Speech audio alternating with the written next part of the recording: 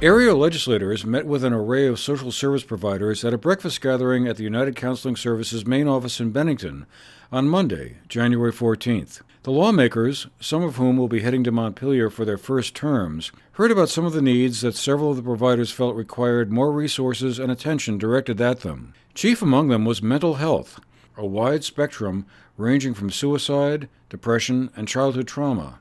The ongoing opioid crisis played a role in that as well, some of them noted, in addition to being a problem on other levels all by itself. And it wasn't just social service workers weighing in on the subject. So did law enforcement officials like Bennington Police Chief Paul Doucette and Bennington County State's Attorney Erica Marthage, who talked about how they dealt with mental health issues among school children and students. Is that we are dealing with youth and mental crisis far more than we ever have. And it's really a shame. We're responding to elementary schools for 7 and 8-year-old kids out of control, that are just, it's saddening, it's heartbreaking, and we're trying to figure out how to deal with all of these things. We're law enforcement officers. We're not clinicians, we're not counselors, and we do the best that we can with these kids. Meanwhile, everybody stands back. You've got a student that's got something in their hand, they're going to hurt somebody, they're swinging things around, and unfortunately, you have to go hands-on to remove things at time. It's not really needs to be, when Paul talks about getting involved with the families, I completely am a proponent of families staying together, but there are a lot of situations where we have kids that are 12, 13, 14 years old. The parents are unable or unwilling or don't have the tools, don't have the resources to parent that child.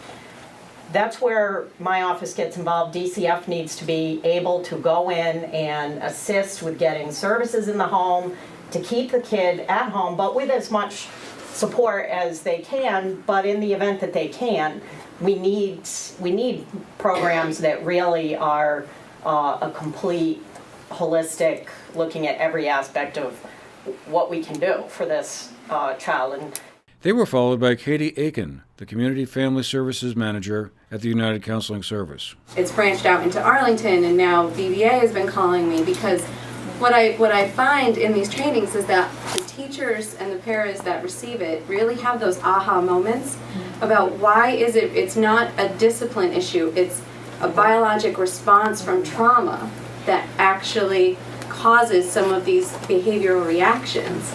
So it's getting that understanding from there that can then help the teachers dictate how they're going to then interact with that child. After the breakfast meeting ended, Lorna Matern, the executive director of UCS, spoke about what factors were driving what appeared to be an increase in need for mental health services. I can speak to that I think that there's an increase in stress, anxiety, and depression. We have an increase in access to traumatic events, whether it's instantaneous access to something that happens in the media, and images that we see, to the opioid crisis, which is contributing to kids experiencing trauma, an increase in suicide, and just feeling that helpless and hopeless. I think there's just so many factors, including the state of our politics, and an increase in bullying at school. There's just so much, it's a very broad topic. It's a very significant topic.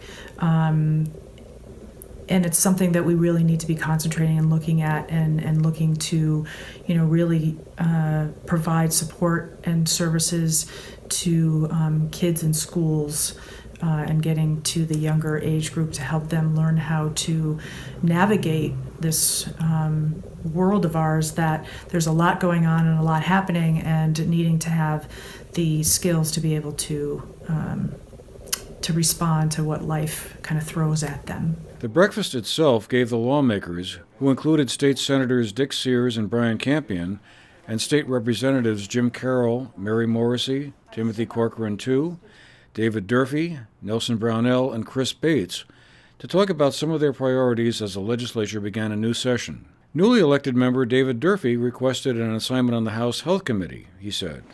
I would say that generally my position on funding and budgeting is that Vermonters are asking for certain services to get things done.